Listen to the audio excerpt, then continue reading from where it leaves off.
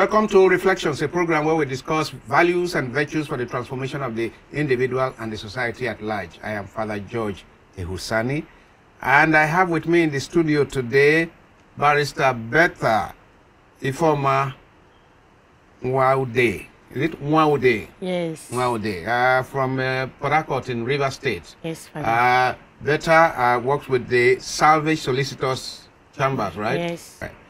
And then in addition to being a practicing lawyer with Salvage Solicitors, she is also working in the church as an advocate in the Port Harcourt, in the Port Harcourt Diocesan Marriage Tribunal. Yes, Father.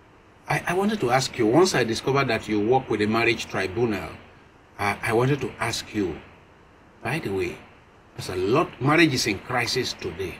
Yes, Father.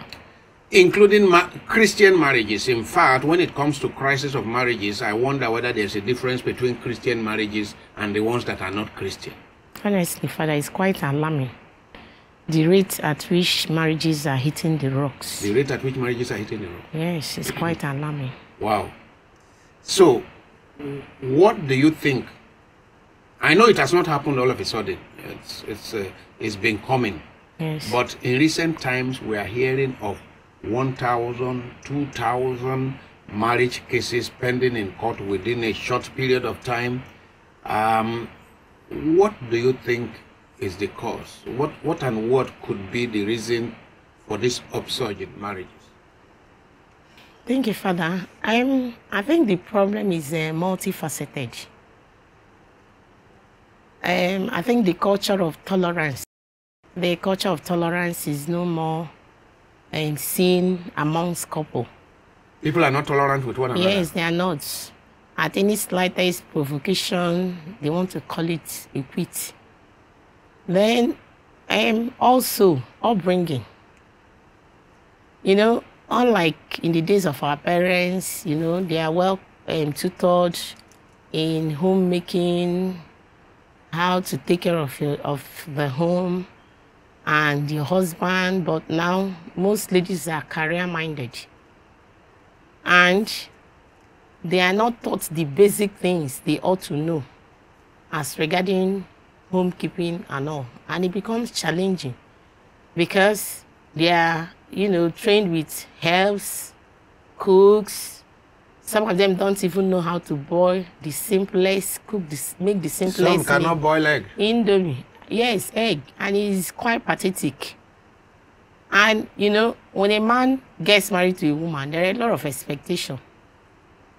You're once a bachelor, now you have a wife, you want somebody that will cook for you, take care of the home funds. Is that not old culture to expect that your wife will be a cook? What if the wife grows up and growing up was never cooking? As you said, nannies were doing the whole thing. But the young man should have known that during the period of courtship. That's another challenge. Most times, they just do this social media stuff. We have instances where people met on Facebook, and the proposal was done over the phone. There was no opportunity for them to get to know themselves. Before you say Jack, they're already contracting the marriage. That's no marriage. I mean, if there was no preparation and then they are contracting marriage, that is where institutions have a place. Yes. If they contract the marriage in church, our church has regulations. There's supposed to be 6 months period of preparation. Yes. 3 of which should be actual marriage classes. Most times, like my husband happens to be one of the teachers in marriage class. We discovered that most times, some will come with the card of their spouses and be pleading with you to sign. Some might even come when the whole class is about, you are about rounding up the class.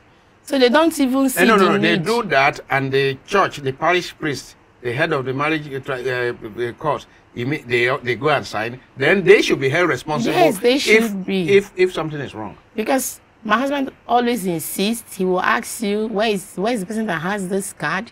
And if you're not there from the beginning, he wouldn't sign the card. But sometimes they oblige them. So they see the marriage class as a formality. So one reason why marriages are collapsing is indiscipline, Yes. Indiscipline on the part of leaders, whether they are parish priests or lay persons who are supposed to ensure that somebody has 6 months of preparation. Yes. Secondly, no proper courtship.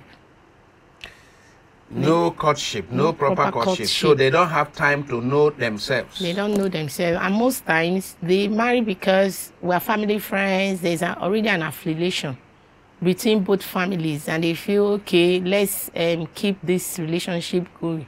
I would like you to get married to my son or to my daughter. And at the end of the day, they are getting married because of reverential fear. Let me just appease my father. Let me go into this marriage. No, in the modern world today, in the 21st century, do you still have much of that? Yes, we do. A lot of the marriages that are collapsing, are you saying a number of them are because they married because of their parents? Yes, most times, yes. Because of the affinity they have with both families. We've had instances of that. Then we also have issues that are medically related. We've had instances of complete impotence, partial impotence, and most times the man is aware. Well, I mean, that would be deceit. Yes, it will be deceit.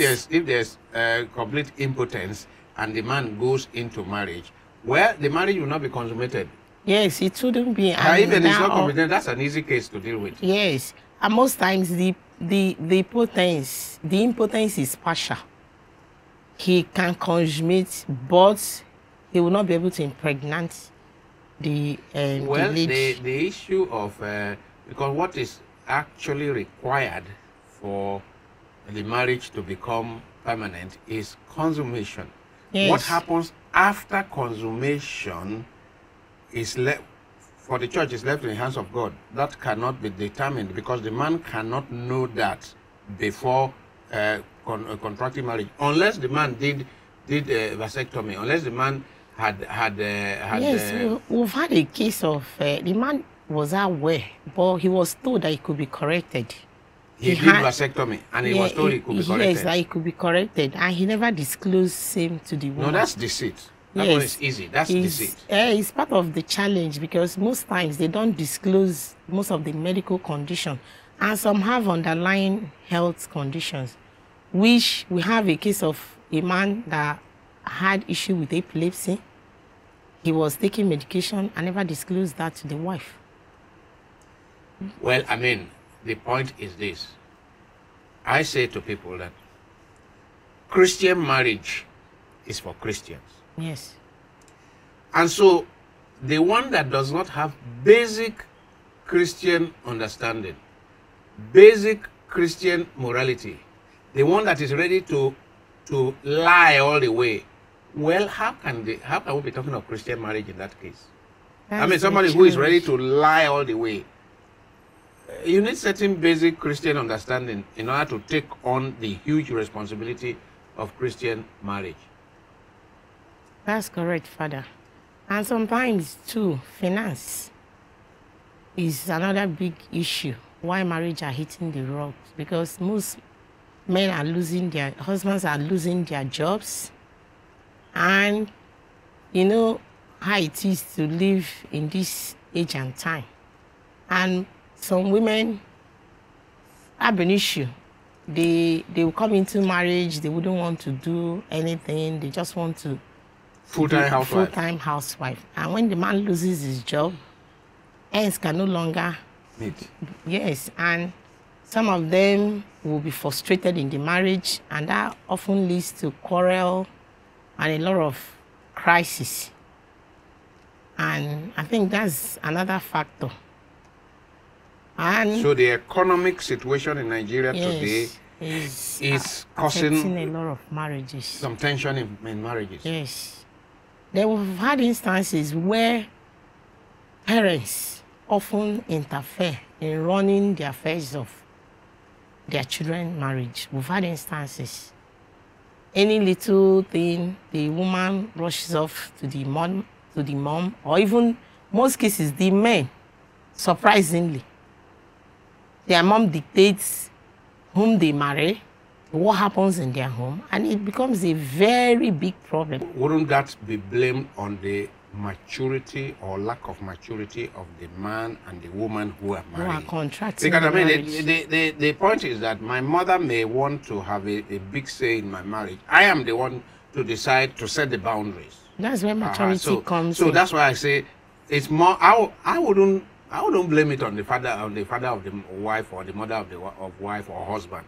I will blame it on the young man who is getting married. Very correct. And also, you know, now we grew up in the town. You know, most times we've come to realize that most couples don't even know the family they are marrying into. Everything is done here. The first time you visit your wife's village is during the traditional marriage. And most times too, the lady in question does not even try to go to visit the husband's village. And when it's time for them to go to the village, they will discover that it's one very remote area, and they wouldn't want to go back there. And the wife will say, "No, I won't go there again." I won't go there again. And the man will say, "No, this is where I come from. If there's anything like burial or any other function that will take you to the village, you must accompany me." And that becomes a real issue.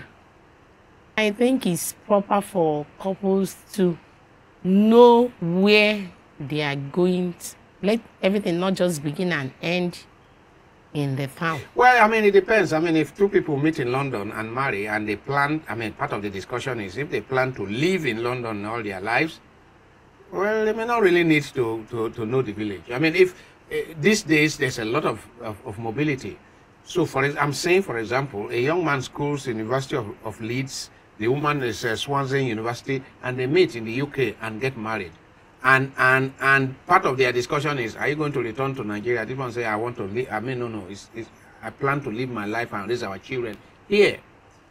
From that point of view, is it really a major factor as to whether the one partner or the other is ready to go to the village?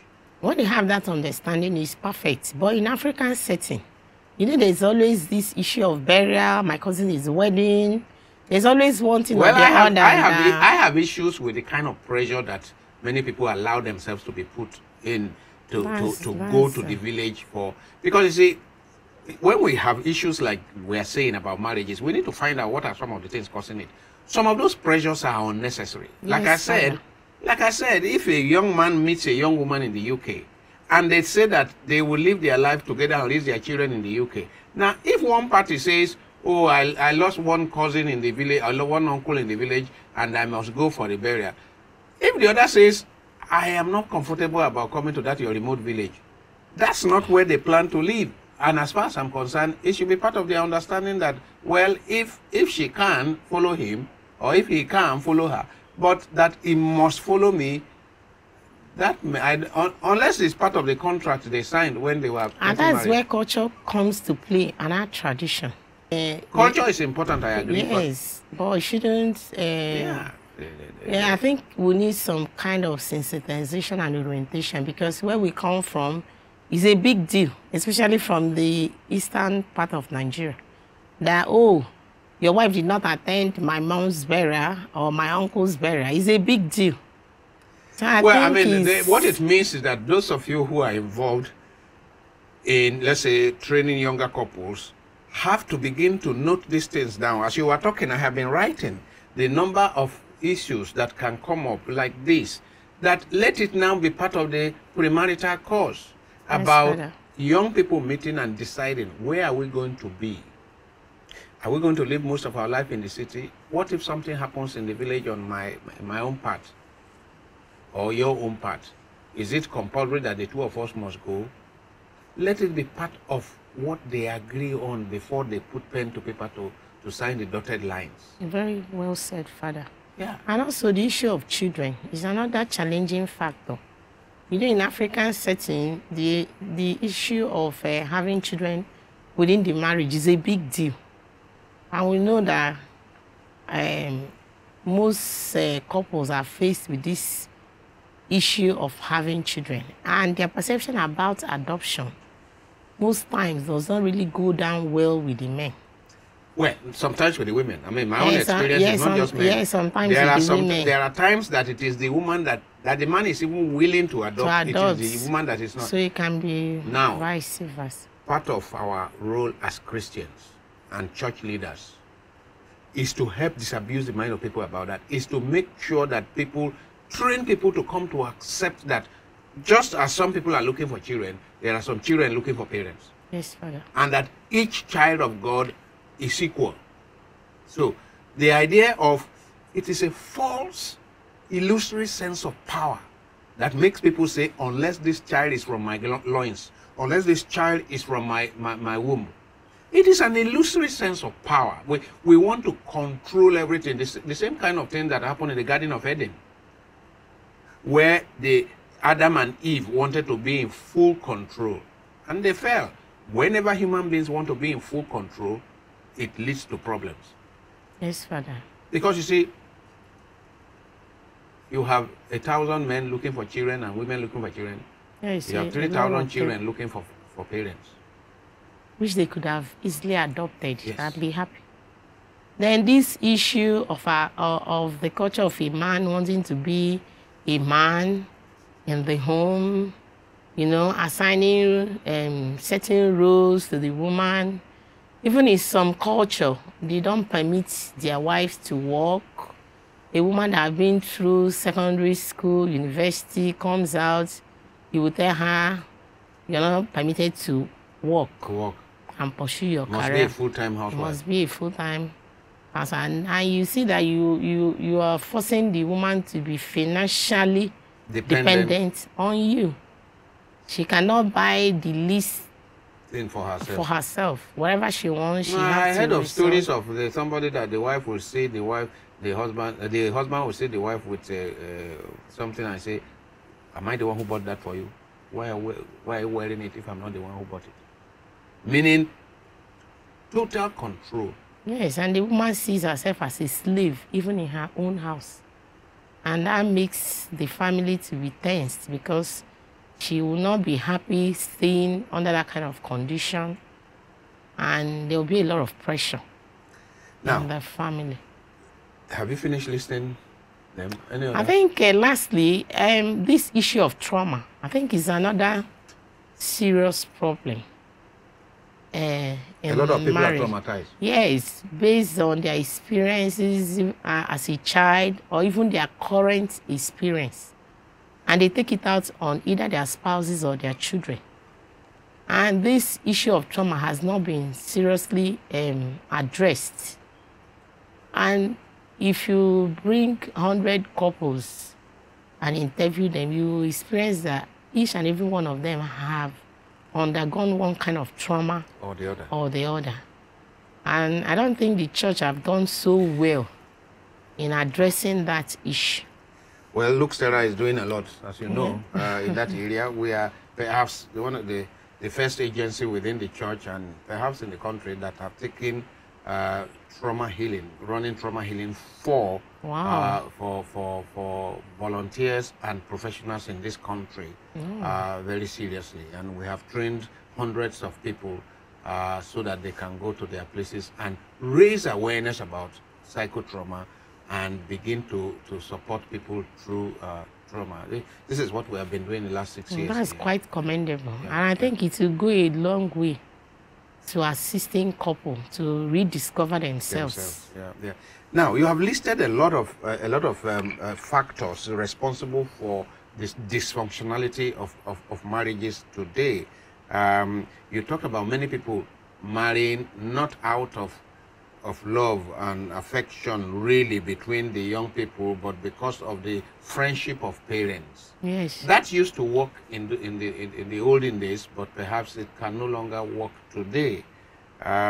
Surprisingly, we've had issues. We've had cases like that. They were even neighbors, family, friends, and by virtue of their friendship, the son from this family decided to marry. And today, because of the issue their children are having, it has seriously affected their own friendship. Their own friendship, yes. Now, you said something that is interesting. You talk about upbringing and how many young women are growing up without knowing how to do basic things at home. Yes, Father. So, basic responsibilities of housekeeping. Yes, Father. Well, but part of that problem is male chauvinism, where the man expects the wife to be like a house girl, to be like the nanny, to be the housekeeper. Is that not part of it? Because if they are both modern people, then they should, if they cannot employ a nanny, then they should share the responsibilities. Father, yes, maybe that might be to one extreme. But as a woman, there are some basic things that is expected of you to do. Are you training your female children to do that? Sure. There are some basic things that is expected of a woman to do.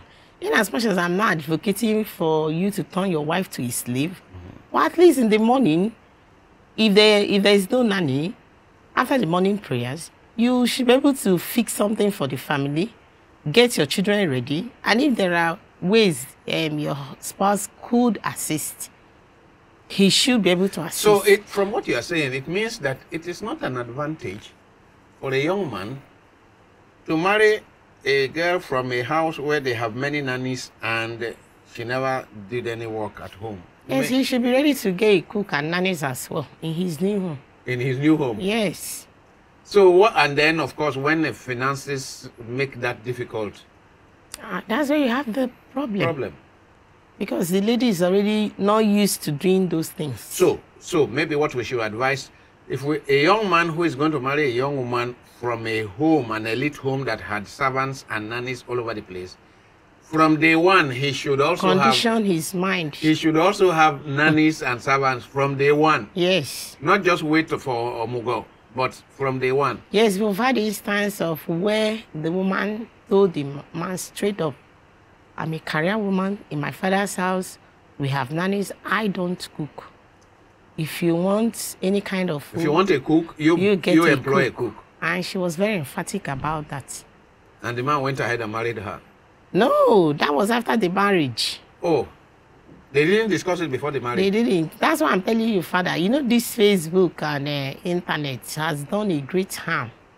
People are delusion. They just chat, you know, they keep chatting and sending pictures and all.